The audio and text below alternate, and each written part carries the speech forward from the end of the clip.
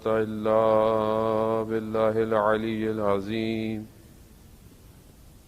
حسبنا الله ونعم الوكيل ونعم المولى ونعم النصير أعوذ بالله من الشيطان الرجيم بسم الله الرحمن الرحيم الحمد لله الذي يؤمن الخائفين وينجي الصالحين ويضع المستكبرين ويهلك ملوكا ويستخلف آخرين والصلاة والسلام على رسول ثقلين محبوب رب المشرقين والمغربين جد الحسن والحسين نبينا سيدنا بالقاسم محمد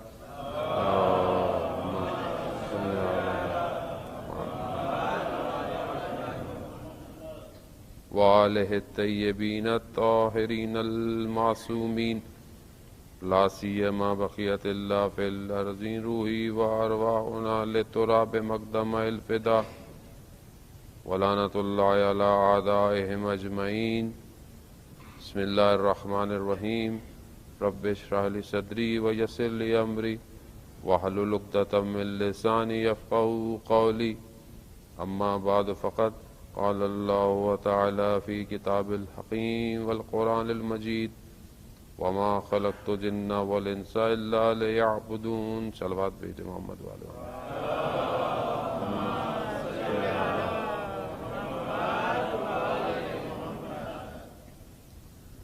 عزیزان محترم، سب سے پہلے خدا کی بارگاہ میں شکر گزار ہیں کہ پروردگار نے یہ توفیق عطا فرمائی کہ پھر آپ کی خدمت میں حاضر ہوں اور ذکر پروردگار کریں اور ان کا ذکر کریں جن کا پروردگار نے ذکر کیا ہے۔ شب جمعہ بھی ہے، شب مغفرت ہے، شب دعا ہے، شب زیارت امام حسین علیہ السلام بھی ہے۔ بہرحال اسی غرائز سے کہ تبرکاً جو ہے وہ آج کی شب میں ہمارا بھی نام عبادت گزاروں میں لکھا جائے، آپ کی خدمت میں حاضر ہوں۔ ایام تو بہرحال خوشی کے چل رہے ہیں، ایام تو ایام غدیر ہے، اور غدیر کو جس طرح منانا چاہیے اس طرح شاید ہم نہیں مناتے ہیں، کیونکہ اگر غدیر کو صحیح زندہ کیا جاتا تو عاشورہ نہ ہوتا۔ غدیر کو بھلا دیا گیا، اسی لیے عاشورہ میں امام حسین کو قربانی دینی پڑ گئی، اور اگر امام حسین کی قربانی کو بھی بھلا دیں گے تو پھر یہی ہوگا کہ ہماری زندگیاں گزرتی چلی جائیں گی، ہم اپنی عمروں کی سالوں کو بیتتے ہوئے دیکھتے رہیں گے اور ہم اپنے وقت کے امام کو نہیں دیکھ پائیں گے۔ ہر ایک عمل کو اگر احسن طریقے سے صحیح طریقے سے انجام نہ دیا جائے تو اس کا نتیجہ انسان خود بھی بھگتتا ہے اور آنے والی نسلیں بھی اس کو فیس کرتی ہیں۔ خوب میں چند نکات آپ کی خدمت میں پیش کروں کہ کیونکہ کچھ دن پہلے ہی ایام اللہ حج بھی گزرے، 9 ذی الحج بھی گزری، اور شہادت حضرت مسلم ابن عقیل، وہ میں اسی میں سے چند نکات آپ کی خدمت میں پیش کروں گا کہ کیونکہ محرم آنے والا ہے، اور ہم یہ دیکھیں کہ جس امام کو کوفہ والوں نے بلایا تھا انہوں نے کیا وجہ تھی کہ امام کے نائب کو تنہا چھوڑ دیا، اور یہ بہت امپورٹنٹ ہے، کیونکہ ہم تاریخ میں کسی پر اعتراض جب کرتے ہیں تو بہت آسان ہے، بہت ایزی ہے، انہوں نے یہی نہیں کیا، انہیں یہ کرنا چاہیے تھا، وہ اگر ایسا کر لیتے، یہ سب پاسٹ ٹینس ہے۔ پاسٹ ٹینس بہت آسان ہے، مشکل جو ہے وہ پریزنٹ ٹینس کی ہے کہ اگر میں پریزنٹ ہوتا پاسٹ میں تو میں کیا کرتا، یا وہ جن لوگوں نے جو کرنا تھا نہیں کیا وہ کیوں نہیں کیا۔ خوب دیکھیں تاریخ جو ہے وہ داستان تو نہیں ہے کہ ایک واقعہ کہانی سنیں اور میں آپ کو سناؤں اور آپ گریہ کریں اور چلے جائیں اور میری اور آپ کی زندگی پہ اس کا کوئی اثر نہ ہو اور ہم یہی کرتے رہے ساری زندگی. جیسے ہمارے اور بہت سارے مذاہب جو ہیں وہ کر رہے ہیں اپنے انبیاء کے بارے میں, اپنے اوصیاء کے بارے میں, وہ بس یاد کرتے ہیں. بس وہ یاد جو میرے حال کو اچھا نہ کرے اس کا مطلب ہے کہ پھر میں صحیح یاد نہیں کر رہا. کون سی چیز ہے کہ جنہوں نے حضرت مسلم کو تنہا چھوڑ دیا, مگر یہی کوفہ نہیں تھا کہ جنہوں نے ہزاروں کی تعداد میں خط لکھے اور امام کو بلایا. خوب امام نے اپنے جانے سے پہلے وہ اپنے ایک نائب کو بھیجا. وہ جو امام کا نمائندہ ہوتا ہے, ریپرزنٹیٹو ہوتا ہے, وہ امام کا ریپرزنٹیٹو ہے. ہم آج کل بعض اوقات مہاراجے علماء بزرگان کے ریپرزنٹیٹو کو دیکھتے ہیں تو کہتے ہیں مہاراجے بھی ایسے ہی ہوں گے خدا نہ خواستہ. خوب میں اگر غلط ہوں تو یقیناً ایک بڑا عالم دین غلط نہیں ہوگا, لیکن جب امام کسی کو نمائندہ بنا رہے ہیں تو گویا نمائندہ عقل ہوتا ہے بھیجنے والے کی, یعنی کیسا شخص بھیج رہے ہیں. شخص ایسا نہیں ہے کہ اس شخص کے اندر کوئی مشکل ہے, نہیں, شخص اپنے اندر وہ ساری خصوصیتیں, وہ ساری ایبلٹیز رکھتا ہے کہ امام حسین نے اپنی جگہ بھیجا کہ جاؤ مجھے بلا رہے ہیں, آپ پہلے چلے جاؤ, دیکھو یہ کتنے ریڈی ہیں. آپ کے سامنے واقعہ ہے, آپ سنتے رہتے ہیں, میں وہ بات نہیں تکرار کروں گا, میں صرف اس طرف متوجہ کراؤں گا کہ وہ لوگ کہ جنہوں نے خود لکھا تھا اور خاص لوگ اصحاب تھے پرانے, وہ کیوں نہیں حضرت مسلم کی مدد کر پائے. وہ سب سے جو امپورٹنٹ فیکٹر ہے جو وہاں کے لوگوں کا اور خاص طور پہ ان بڑے لوگوں کا, کہ جب حضرت مسلم کے پاس بیٹھے اور کہا کہ نہیں ہم جو ہے وہ ہم امام کا انتظار کر رہے ہیں, تو امام نے کہا میں امام ہی نے تو مجھے بھیجا ہے, نہیں ہم امام کا انتظار کر رہے ہیں. جو لیک تھا ان کے اندر, جو نقص تھا, تاریخ جس کو بہت واضح کہہ رہی ہے, وہ بے بصیرت تھے. بصیرت نہیں تھی ان کے اندر. بصیرت کسے کہتے ہیں؟ خوب ذرا بصیرت لفظ مشکل ہے یا سنا ہوا ہے تو اس کے معنی کیا ہوں گے. بصیرت یعنی ظاہر بین نہ ہو شخص, یعنی جو فرنٹ میں نظر آ رہا ہے اس کو دیکھ کر فیصلہ نہ کرے, بلکہ اس کی ڈیٹیل میں جائے کہ پیچھے کیا ہے, کہیں میں دھوکہ تو نہیں کھا رہا. وہ بے بصیرت تھے, وہ ظاہر کو دیکھ رہے تھے, انہوں نے پیچھے نہیں دیکھا کہ دشمن کیا کر رہا ہے ان کے ساتھ, اور وہ اسی کے اندر آ گئے. اور بعد میں گریہ کیا, توبہ کیا, قیام توابین ہے, سب کچھ کیا, لیکن کیا فائدہ اس وقت توبہ کرنے کا, کیا فائدہ اس وقت قیام کرنے کا جب امام حسین پیاسے کربلا میں شہید ہو چکے تھے. اور جان محترم یہ تاریخی نکات بہت امپورٹنٹ ہیں. محرم آ رہا ہے, ہمیں درس لینا ہے کہ خدا نہ خواستہ ہم اپنے وقت کے امام کو جو بلا رہے ہیں, الجل الجل مولا آ جائیے.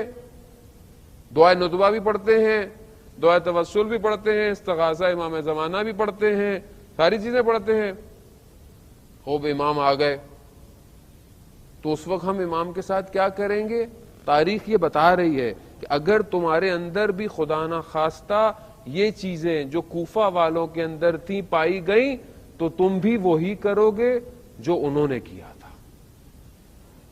اب یہاں تھوڑا سا ہم اپنے آپ کو ایکٹیویٹ کریں کہ محرم آ رہا ہے, 2 مہینے ہم نے مجلس سننی ہے, کیا ہم ابھی تک پچھلے سال سے ابھی تک وہی ہیں یا تبدیل ہوئے ہیں؟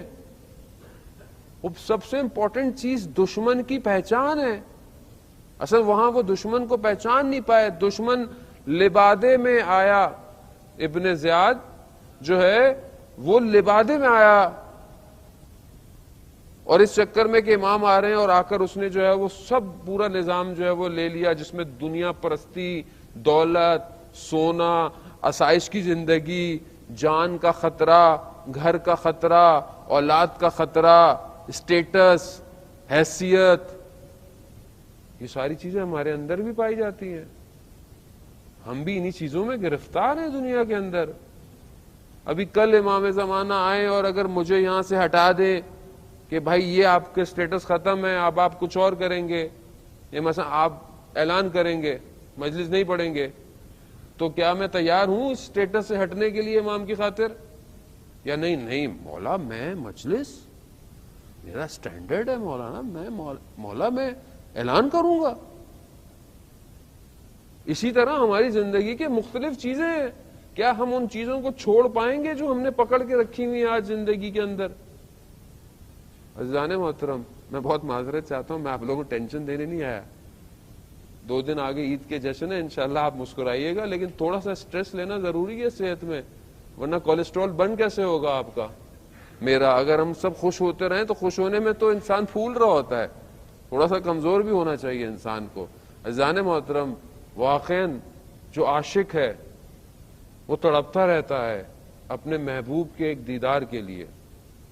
ہم کیسے عاشق ہیں کہ ہماری زندگیاں خوشی سے گزر رہی ہیں اور ہمارا امام نہیں آ رہا ہے. وہ کل روز جمعہ ہے, متوقع ظہور کا دن ہے. ہم کتنے آمادہ ہیں اپنے امام کے لیے, کتنا ہم انتظار کرتے ہیں. وہ سب سے پہلی چیز عزیزان محترم دشمن کی پہچان ہے. دشمن کون ہے؟ اصل دشمن ہے کیا؟ دشمن کی ڈیفینیشن کیا ہے؟ دشمن کی تعریف کیا ہے؟ دشمن اسے کہتے ہیں کہ جو اپنے سامنے والے کو نقصان پہنچائے, یہاں تک کہ اس کو ختم کر دے, یعنی اس کو ختم کر دے دنیا سے, یا اس کو کسی طریقے سے اتنا نقصان پہنچائے. اس کا اثر اگر دشمن کا یہی ہے, یا اس کو نقصان پہنچائے یا سامنے. یہ دشمن کی عام سادی ڈیفینیشن ہے. خوب ابھی میرا آپ کا دشمن کون ہے؟ خوب قرآن کہہ رہا ہے سب سے سخت ترین تمہارا دشمن کون ہے؟ شیطان ہے. خوب شیطان کیوں دشمن ہے؟ ہم نے کیا بگاڑا ہے شیطان کا؟ خوب یا تو آپ نے کسی کا کچھ بگاڑا ہو تو وہ آپ سے دشمنی کرتا ہے نا. مطلب آپ کہیں جا رہے ہیں روڈ پہ, کسی کو آپ نے دھکا دے دیا, کسی کو آپ نے گاڑی مار دی, کسی کا آپ نے فائنینشل نقصان کر دیا, تو وہ آپ سے دشمنی کرے گا. لیکن ہم نے شیطان کا کیا بگاڑا جو شیطان ہمارا دشمن ہے؟ خوب یہ بہت مہم ہے کہ شیطان کیوں دشمنی کر رہا ہے بنی آدم سے. خوب یہ آپ کے سامنے ہے کہ جب پروردگار نے حضرت آدم کو خلق کیا, کہا سجدہ کرو, تو شیطان نے کیا کہا؟ میں اس سے افضل ہوں, میں اس سے بہتر ہوں. میں اس سے کیوں؟ کہ حضرت آدم نے کوئی نقصان دیا تھا شیطان کو؟ کیا حضرت آدم نے کچھ کہا تھا شیطان کو؟ کیوں اس نے دشمنی کی؟ قرآن کہتا ہے حسد اور کبر کی وجہ سے, یعنی جیلسی کی وجہ سے, تکبر کی وجہ سے, اپنے آپ کو بڑا دیکھتا تھا. خوب یہ 2 فیکٹر جو شیطان کے اندر پائے جاتے تھے, جو شیطان کو پھر اس کی وجہ سے جب اس نے کام نہیں کیا, خدا نے کہا باہر نکل جاؤ. جب نکال دو تو اس نے بولا میں نہیں چھوڑوں گا اس کو, میں اس کی اولاد کو قیامت تک نہیں چھوڑوں گا. خوب وہ سخت ترین دشمن کہہ رہا ہے. خوب کیا ہم اپنی زندگی میں شیطان کو پاتے ہیں یا نہیں پاتے؟ پہلی چیز شیطان ہے. میں بہت تیزی سے آؤں گا, وقت بہت محدود ہے. قرآن اور کس کو دشمن کہہ رہا ہے؟ قرآن اور دشمن کہہ رہا ہے کہ تمہاری اولاد میں سے, تمہاری بیویوں میں سے یہ تمہارے دشمن ہیں, بچ کے رہو. اب انسان کہے کہ اولاد اور بیوی یا میاں بیوی کیا ایک دوسرے کے دشمن ہو سکتے ہیں؟ اصل یہ کیوں دشمن ہوں گے؟ یا اور آگے چلیں کہ یہ مال, پیسہ اور اولاد یہ فتنہ ہے, اس سے بچو. یعنی کیسے میرا مال مجھے کیوں نقصان دے گا, میری اولاد مجھے کیوں نقصان دے گی؟ اور آگے چلے, رسول خدا ارشاد فرماتے ہیں کہ انسان کا سب سے سخت ترین دشمن اس کے 2 پہلوؤں میں اس کا نفس ہے. یعنی نفس یعنی سول, انسان کا اپنا, یعنی انسان خود اپنا سب سے سخت ترین دشمن ہے. اب اگر آپ یہ دشمن کی ڈیفینیشن دیکھیں تو دیکھیں کتنے دشمن ہیں ایک انسان کے. اور یہ جو انسان سب سے زیادہ نقصان دیتا ہے وہ کون دیتا ہے سب سے زیادہ؟ خود نقصان دیتا ہے. کیوں دیتا ہے عزیزان محترم؟ 2 چیزیں انسان کے اندر ہیں, ایک دنیا کی طرف اٹریکشن, ایک خدا کی طرف بڑھنا. یہ دونوں چیزیں اپوزٹ ہیں. اگر وہ دنیا کی طرف، دنیا کی چیزوں کی طرف اپنی ہر چیز کو پورا کرنے کے لیے بڑھتا ہے تو خدا سے دور ہو جاتا ہے، اور اگر خدا کی طرف بڑھتا ہے تو پھر دنیا اس سے چھٹتی ہے. اب یہ جنگ اس کی اپنے ہی آپ سے جنگ ہے، یعنی گویا دو میں انسان کے اندر چھپی ہوئی ہے، اور یہ دو میں آپس میں جنگ کر رہے ہیں. ایسی ہے، اٹس ویری پریکٹیکل. میں کوئی آپ کو مولوی کی مثنوی یا ملا صدرہ کا فلسفہ نہیں بتا رہا جو آپ اتنا پریشان. It's very easy. ہم زندگی میں صبح شام یہ کرتے ہیں. خوب آپ صبح اٹھتے ہیں، سردیاں آپ کیا ہو رہی ہے ماشاءاللہ، خوب سردی ہے، نیند آ رہی ہے. جوان بزرگ تو ماشاءاللہ نماز عبادت گزار، تہجد گزار ہے. میں جوانوں کی بات کر رہا ہوں. ابھی جوان رات کو سویا ہے، دیر سے سویا ہے، جو بھی سویا ہے، اب صبح فجر میں اٹھنا ہے. جنگ، نماز واجب ہے، پڑھنی ہے، نیند بھی آ رہی ہے، بستر بھی گرم ہے. ابھی ایک جنگ ہے. کس سے کر رہا ہے؟ کوئی تھرڈ پارٹی ہے جو اس کو روک رہی ہے؟ ہاں، خود اپنے آپ سے جنگ کر رہا ہے. کوئی چیز دیکھ رہا ہے جو ناشائستہ ہے، غلط ہے، نقصان دہ ہے آنکھوں کے لیے، نفس کے لیے، مگر اندر سے وجدان کہہ رہا ہے کہ نہ دیکھو، خدا ناراض ہو جائے گا. کس سے جنگ کر رہا ہے؟ اپنے آپ سے جنگ کر رہا ہے ہر روز. عزیزان محترم، ہم کیسے خدا کی طرف بڑھے؟ بہت آسان فارمولا ہے. اپنی خواہشات کو کم کرنا شروع کریں. خود بخود جو مانوی خواہشات ہیں وہ پیدا ہونا شروع ہو جائیں گی. خود آپ اپنے آپ سے دیکھیں. میں آپ سے سوال نہیں کر رہا، میں اپنے آپ سے سوال کر رہا ہوں. میں شب میں، ہفتے میں، ایک ویک میں کتنے دن رات کو گریا کرتا ہوں؟ کیا میری زندگی میں رات کو رونا ہے خدا کی بارگاہ میں؟ مناجات ہے؟ آپ نے دعائے کو محل پڑھی، مولا متقیان نے جو ہے وہ تعلیم فرمائی، حضرت خضر کی دعا ہے. یہ میں پڑھ لیتا ہوں، پوری پڑھ لیتا ہوں، لیکن میری آنکھ میں ایک بھی آنسو نہیں آتا.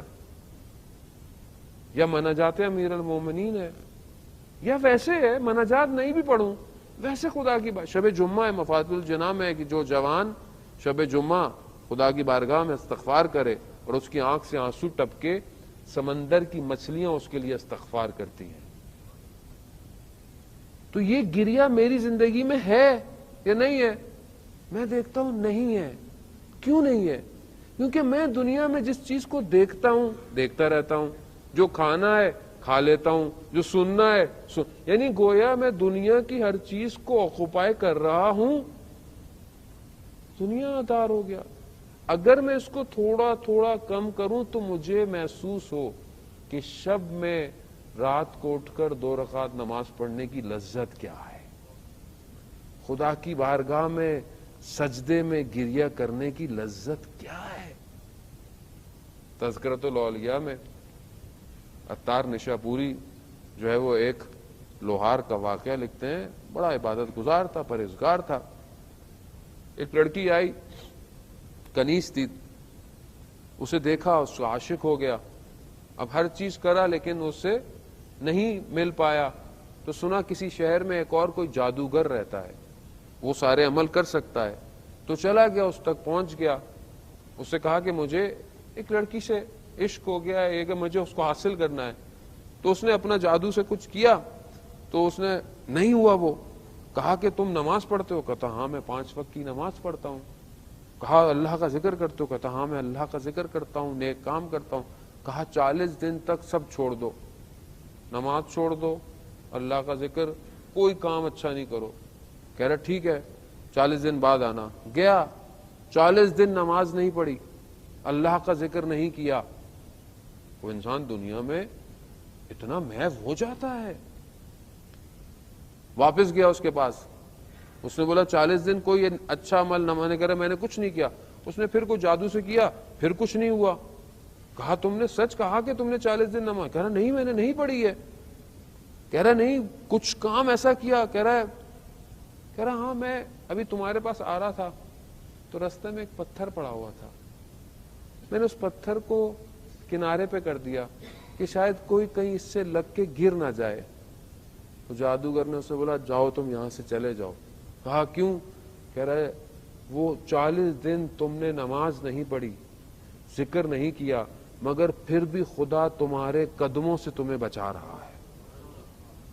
خدا اتنا مہربان ہے، خدا تو موقع دیتا ہے کہ کوئی ایک جگہ پر یہ آ جائے، کوئی مشکل سے، کوئی بیماری سے، کوئی پریشانی سے، کسی طریقے سے میرے پاس آئے۔ عزیزان محترم، اگر ہم خدا کی طرف نہیں آئے، کیوں؟ یہ اندر کی جنگ ہے، یہ سخت ترین دشمن ہے انسان کے اندر کی چیز ہے۔ اگر میں آج اپنے اندر کے شخص کو کنٹرول نہیں کر پایا تو میں کل امام زمانہ سے رکاب میں ظاہری دشمن سے کیا لڑوں گا؟ کیونکہ سب سے پہلی چیز جس نے روکا لوگوں کو حضرت مسلم کی مدد کے لیے وہ اپنی خواہشات تھیں، تکبر تھا۔ کوئی کہتا ہم بڑے ہیں، کسی کو جان کا خطرہ تھا، کسی کو سب یہ نفسانی بیماری ہے۔ ورنہ جو خدا نہ خواستہ نقصان ہوا، جنہوں نے کربلا میں اپنے سروں کو گردنیں کٹوایا، ہم سب ان کو سلام پیش کرتے ہیں، انہی کا راستہ زندہ ہے۔ تو یہ سب سے بڑا دشمن ہے عزیزان محترم، کہ انسان پہچانے کہ میں کس زمانے میں زندہ ہوں، کس دور میں رہتا ہوں، کون سا زمانہ چل رہا ہے، فتنہ کون سا ہے، مشکلات کون ہے، دشمن کون ہے۔ یہ بہت ضروری ہے۔ سادہ لو شیعہ نہیں چاہیے امام کو۔ یہ سادہ شیعہ تو تھے کہ امام موسیٰ کاظم علیہ السلام 14 سال زندان میں رہے۔ یہ سادہ لو شیعہ کہ جس کی وجہ سے آج ہمارا امام 1185 سال ہو گئے۔ مجھے آپ کو تکلیف کیوں نہیں ہوتی؟ کیونکہ میرا گھر چل رہا ہے، آپ کا کاروبار چل رہا ہے، بس چل رہا ہے، ٹھیک ہے، بس شب جمعہ مسجد میں آئیں گے، جمعہ پڑھیں گے، خوشی ہوگی، غم ہوگا، ختم۔ امام ہمیں کیا فرق پڑتا ہے؟ امام آئے نہ آئے، ہمیں تو مشکل ہوگی ڈالر کا ریٹ کہاں چلا گیا، سٹاک کدھر گر گئی، بزنس کیسا خراب ہو گیا، ہمیں تو یہ مشکل ہے۔ ہمیں یہ مشکل کہاں ہے عزیزان محترم؟ اینہ بدم مقتول بکربلا، کہاں ہے وہ؟ اگر یہ کہاں نہیں نکل رہا تو پھر ساری زندگی امام حسین پہ گریہ کیوں کر رہے ہیں ہم لوگ؟ کیسا گریہ ہے یہ؟ امام ہمیں دیکھتے ہوں گے یہ رو رہے ہیں، کس پہ رو رہے ہیں؟ کہ امام حسین کو جو ہے وہ پیاسا شہید کر دیا، امام حسین کو تنہا رہ کر شہید کر دیا۔ کیوں رو رہے ہیں؟ مگر انہیں احساس نہیں ہوتا کہ یہ اب وقت کے امام کو تنہا نہ رہنے دیں، وہ تنہائی میں رہ رہا ہے۔ گو کہ اس کے ساتھ کچھ لوگ رہتے ہیں اور رہتے بھی ہیں، علماء بعض لوگ ہیں امام کے ساتھ، رجال الغیب ہیں امام کے ساتھ، مگر امام کا اصل ہدف تو دنیا کی حکومت ہے۔ کیا میرا آپ کا دل نہیں چاہتا کہ ہم امام کی حکومت میں کوئی جاب کریں یا کوئی بزنس کریں؟ نہیں ٹینشن ہو جائے گی مولانا، ابھی امام آئیں گے، ابھی تو نیا پریزیڈنٹ نے اتنی سختیاں کر دی ہیں تو امام پتہ نہیں کیا کریں گے آ کے۔ امام تو قرآن کی حکومت لے کر آئیں گے، امام تو امام علی کی حکومت لے کر آئیں گے۔ امام علی کی حکومت عدل کی حکومت ہے، قرآن کی حکومت ہے، تو میں آپ تیار ہیں؟ اگر تیار نہیں ہے، عزیزان محترم تیار ہو جائے، کیا مشکل ہے اس میں تیار ہونے میں؟ کسی نے روکا نہیں ہے ہمیں، ہم نے خود اپنے آپ کو روکا ہوا ہے۔ اگر آج ہم اپنے آپ کو خود نہیں آمادہ کریں گے، مجھے آپ بتائیں، میں جتنی دیر بھی بات کر لوں، جتنا بھی کہہ دوں، جب تک آپ خود نہیں سجدہ میں سر رکھ کر گریہ کریں گے، کوئی آپ کو رلا سکتا ہے؟ کوئی آپ کے دل کو خود عشق میں مبتلا کر سکتا ہے؟ نہیں کر سکتا۔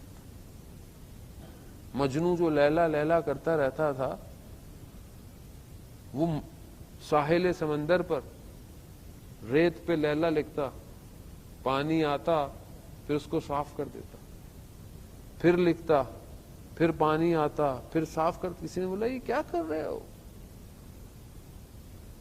یہ کیا کھیل ہے؟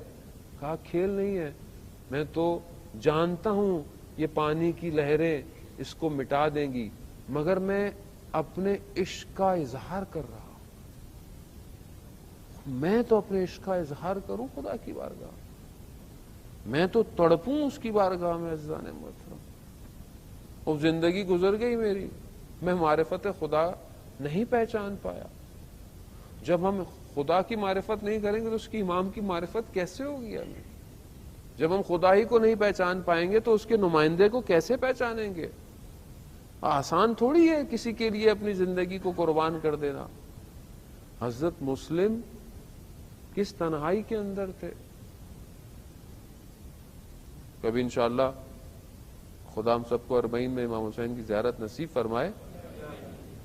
خوب اربعین جو ہے وہ ایک سائمبولک جو ہے وہ ریزسٹنس ہے۔ زیارت صرف زیارت نہیں ہے، بس آپ زیارت کرنے جا رہے ہیں، زیارت اربعین ہے، اس کا ثواب ہے، لیکن ابھی جو سچویشن ہے وہ امام حسین سے اپنے آپ کو یہ کہنے جانا ہے اصل میں زیارت میں۔ اصل میں ہم جاتے ہیں جی بس مولا بلائیں گے تو چلے جائیں گے، خوب مولا بلائیں گے چلو، آپ خود آمادہ کتنا ہے، ریڈی کتنا ہے؟ آپ کو جو واک کرائی جا رہی ہے، آپ کو جو رستے میں آپ کو جو جگہ ملتی ہے آپ بیٹھ جاتے ہیں، جو ملتا ہے وہ کھا لیتے ہیں، یہ کیا ہے؟ یہ کس چیز کی تیاری ہے؟ یہ آپ کو کیا مقصد ہے امام حسین کا جو کروڑوں کو بلا رہے ہیں؟ یہ ریڈی کروا رہے ہیں کہ دیکھو میری خاطر آؤ، مجھ سے بیعت کرو، تاکہ جب میرا فرزند آئے گا تو اسی طرح نکلنا پڑے گا، بغیر ساز و سامان کے نکلنا پڑے گا، تیار ہو۔ ہاں یہ تیاری ہے۔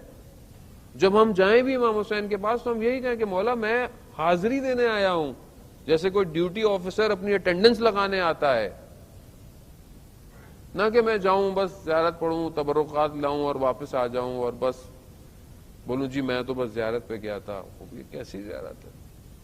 وہ زیارت جو میرے وجود میں تبدیلی پیدا نہ کر پائے، کیسی زیارت ہے؟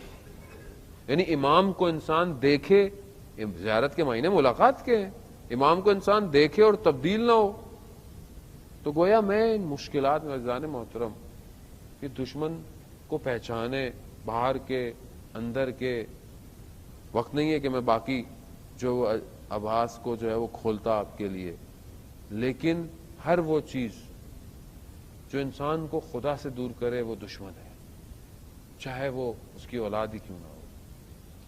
جب تک ہمارے فائدے کامن ہیں، مشترک ہیں، ایک ہیں، کوئی کسی کا دشمن نہیں ہوتا۔ جب ایک شخص دوسرے شخص سے کچھ برتری کرنا شروع کر دیتا ہے تب دشمنی پیدا ہوتی ہے۔ خوب آپس کی اختلافات کو دور کریں اور ایک ایسی سوسائٹی، ایک ایسی کمیونٹی کریٹ کریں کہ وقت کے امام کی جب نظر پڑے اس کمیونٹی پر تو امام کہیں کہ یہ وہ کمیونٹی ہے جو میرا انتظار کر رہی ہے۔ یہ تو میں کر سکتا ہوں، اپنے گھر سے تو شروع کر سکتا ہوں، اپنے گھر سے شروع کروں، اپنے گھر کو، اپنی اولاد کو، اپنے بچوں کو، ان سے گفتگو، ان سے باتیں امام کی کیا کروں، کھانے کی میز پر بچوں سے ذکر کروں کہ کھانے سے پہلے ہم اپنے امام کو یاد کریں کہ آج ہمارے امام نے کیا کھایا ہوگا۔ خوب کبھی ہم نے سوچا کہ ہمارے امام نے کیا کھایا ہوگا؟ اور ذہن محترم پھر یہ محبتیں کیسی ہے؟ محبت ایسی نہیں ہوتی۔ محبت کیسی؟ راوی بیان کرتا ہے ایک شخص مدینہ میں آتا مسجد میں اور رسول خدا کی خدمت میں آئے۔ رسول خدا نے پوچھا کیسے آنا ہوا؟ کہا یا رسول اللہ صرف آپ کو دیکھنے آیا۔ دیکھنے آیا؟ بس دیکھنے آیا۔ وہ اکثر وہ آتا تھا رسول خدا کو دیکھ کر چلا جاتا تھا۔ رسول خدا جب لوگوں کے ساتھ بیٹھے ہوتے تھے تو رسول خدا دیکھتے تھے وہ دروازے پر آیا ہے اور جانتے تھے کہ یہ کیوں آیا ہے، کیونکہ سب کے ساتھ بیٹھے ہوتے تھے، اپنی جگہ سے بلند ہو جاتے تھے تاکہ وہ دیکھ لے مجھے۔ کیوں؟ کیونکہ وہ صرف مجھے دیکھنے آیا ہے۔ اب یہ عشق ہے۔ اس طرح ایک شخص پانچویں امام باقر علیہ السلام کی خدمت میں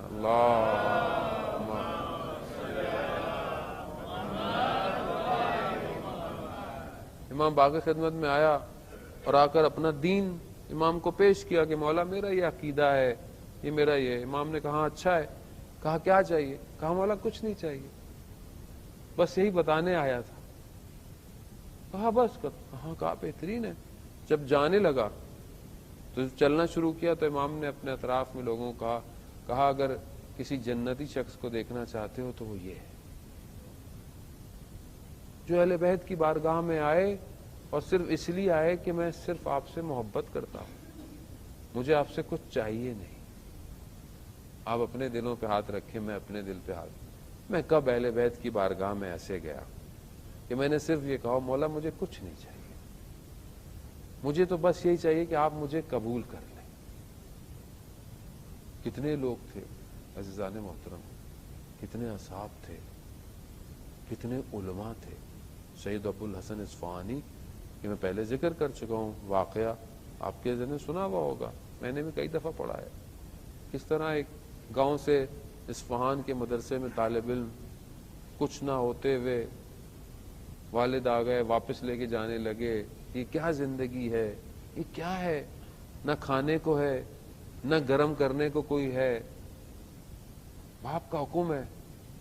باہر نکلے مدرسے کے صحن میں جا کر امام سے متصل ہوئے کہ یا امام زمانہ آپ جانتے ہیں میں صرف آپ کی نوکری کے لیے آیا تھا، مجھے اور کچھ نہیں چاہیے تھا، مگر میں باپ کے حکم کو کیسے منع کروں۔ یہ کہہ کر کمرے میں گئے تو خدام آیا، کہا سید کوئی دروازے پر آیا ہے، آپ کو بلا رہا ہے، سخت سردی ہے، برف پڑی ہوئی ہے۔ باہر جا کر دیکھا تو کوئی اور نہیں، وقت کا امام خود کھڑا ہوا ہے۔ کہا یہ لو کچھ سامان، اور تمہاری جہاں کتابیں اس کے پیچھے شمع ہے اس کو جلاؤ، روشنی بھی ہوگی، گرم بھی ہوگا، اور ہاں اپنے والد سے کہہ دینا ہمارا صاحب زندہ ہے۔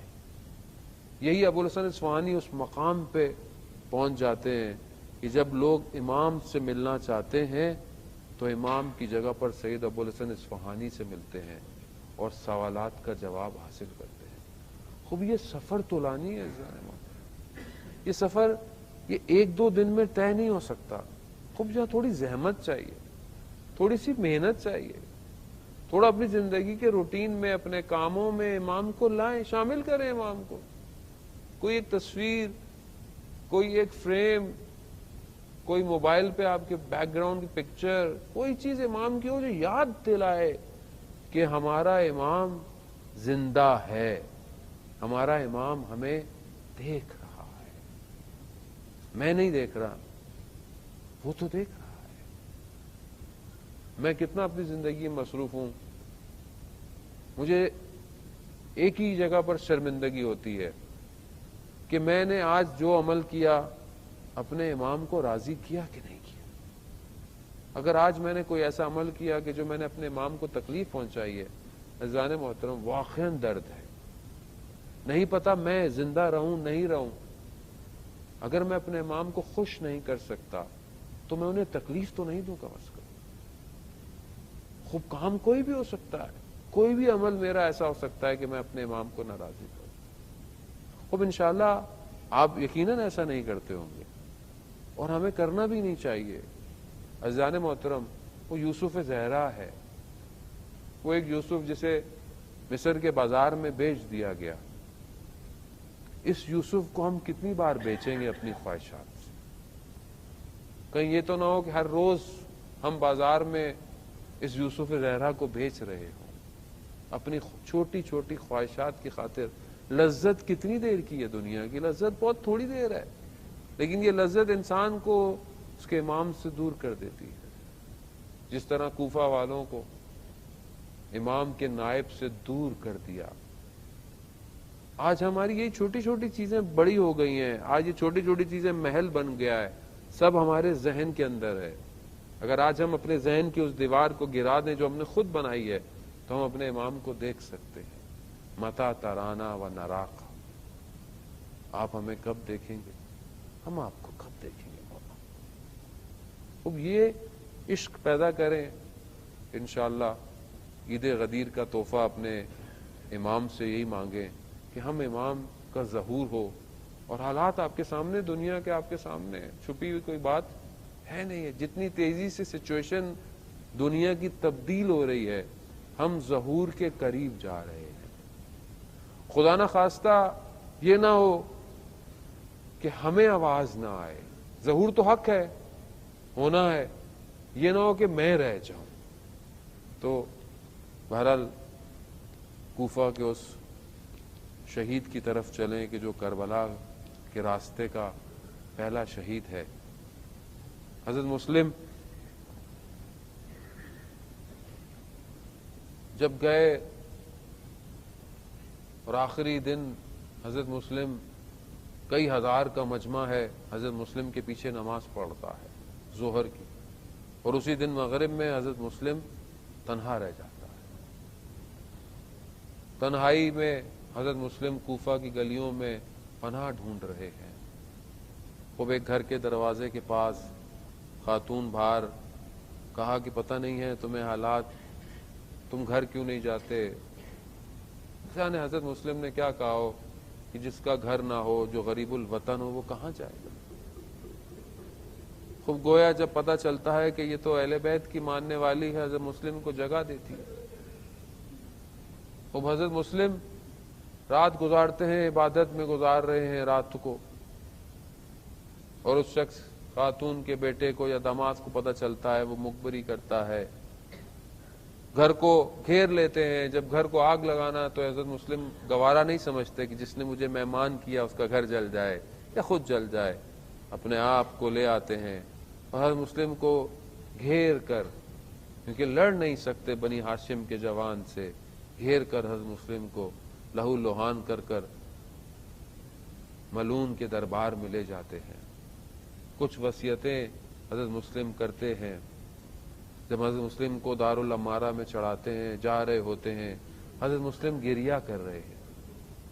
شخص کہتا ہے کہ گریہ کیوں کر رہے ہو؟ مرد ہو، ایسا کام ہی کیوں کیا تھا کہ تمہیں رونا پڑے؟ حضرت مسلم فرماتے ہیں میں اپنے لیے نہیں گریہ کر رہا، میں تو گریہ کر رہا ہوں حسین اور اس کی اولاد کے لیے، کہ جنہیں انہوں نے نامے لکھ لکھ کر بلایا ہے، اور کوفہ وفا نہ دارد، کوفہ میں وفا نہیں ہے، مجھے تو ان کے لیے گریہ ہے۔ ہاں عزاداران محترم، حضرت مسلم کو دارالامارہ میں چڑھایا جاتا ہے، پانی طلب کرتے ہیں، پانی کا کوزہ آتا ہے، خون کے قطرے گرتے ہیں، پانی نجس ہو جاتا ہے، دوبارہ پانی آتا ہے، پھر نجس ہو جاتا ہے، تیسری بار بھی پانی آیا، پھر نجس ہو گیا۔ حضرت مسلم نے کہا چھوڑ دیا، ارے کیسے ہو سکتا تھا کہ جس کا ارباب پیاسا مارا جائے گا، جس کا سید و سردار پیاسا مارا جائے، اس کا یہ نمائندہ جو ہے وہ پانی پیے۔ گردن کو سر تن سے جدا ہو گئی۔ حضرت مسلم کی لاش جو ہے وہ رسیوں سے باندھ کر کوفہ کے ان گلیوں میں پھر آیا گیا۔